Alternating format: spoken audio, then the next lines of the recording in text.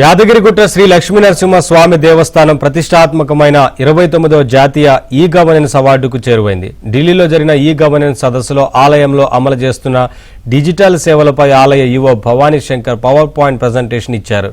దేశవ్యాప్తంగా 802 దరఖాస్తులు రాగా ఉత్తమంగా ఎంపికైన 32 ప్రాజెక్టుల్లో యాదగిరిగుట్ట దేవస్థానం చోటు దక్కించుకుంది.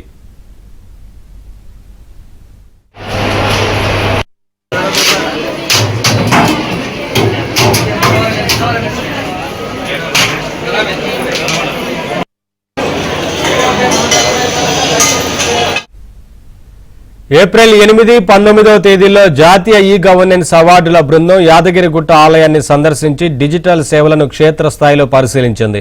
శుక్రవారం ఢిల్లీలో జరిగిన ఫైనల్ ప్రజెంటేషన్లో దర్శన టికెట్లు, వసతి గదుల బుకింగ్, స్వామివారి సేవల టికెట్ల జారీ వంటి ఆన్లైన్ సౌకర్యాలపై అధికారులు వివరించారు. భక్తులకు పారదర్శకంగా, వేగంగా సేవలందించేందుకు వినూత్న డిజిటల్ విధానాలు అమలు చేస్తున్నామని అధికారులు తెలిపారు.